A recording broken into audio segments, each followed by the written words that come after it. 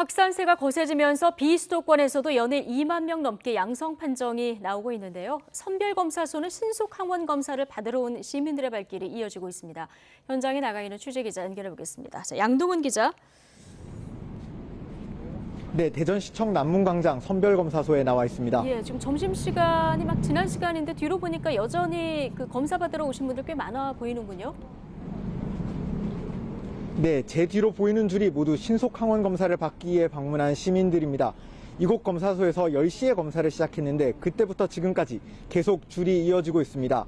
이 검사소에서는 PCR 검사와 신속 항원 검사 두 가지 검사를 받을 수 있는데요. PCR 검사의 경우 60살 이상 고령자, 밀접 접촉자, 그리고 신속 항원 검사에서 양성이 나온 사람만 받을 수 있습니다. 신속 항원 검사의 경우 키트를 배부받아서 자택에서 검사하거나 이곳에서 검사를 진행한 뒤 결과를 확인하고 귀가할 수도 있습니다.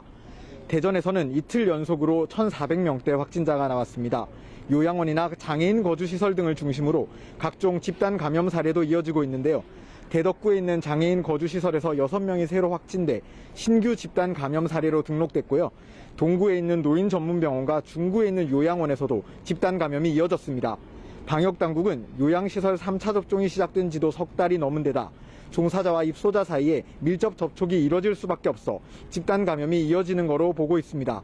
다만 연일 이어지는 확산세에도 위중증 환자 병상 가동률은 11.3%로 아직은 여유가 있는 상황입니다. 네, 다른 비수도권 지역 코로나19 확산 현황도 좀 정리해 주시죠. 네, 대전뿐 아니라 다른 비수도권 지역도 상황이 심각합니다. 비수도권에서는 사흘 연속으로 2만 명 넘는 확진자가 발생했습니다. 국내 전체 지역 발생 확진자 중에서는 38.3%가 비수도권에서 나왔습니다. 울산과 세종, 제주를 제외한 11개 광역시와 도에서 4자릿수 확진자가 발생했습니다. 부산은 3,000명 넘는 신규 확진자가 나왔고 대구와 경남에서도 2,000명 넘게 확진됐습니다. 방역체계 개편으로 어제부터 무증상이나 경증 확진자는 재택 치료하면서 스스로 관리하는 게 원칙인데요. 재택 치료 중 증상이 심해질 경우 건강보험 심사평가원 홈페이지에서 비대면 진료가 가능한 의료기관을 찾아 연락하면 상담과 처방을 받을 수 있습니다. 의료기관이 문을 닫은 밤 시간이나 주말에는 각 지방자치단체가 24시간 운영하는 재택치료 의료상담센터도 이용 가능합니다. 전국 각지에서 연일 역대 최다 확진자가 나오고 있는데요. 방역당국은 무엇보다 개인 방역수칙 준수가 가장 중요하다고 거듭 강조하고 있습니다.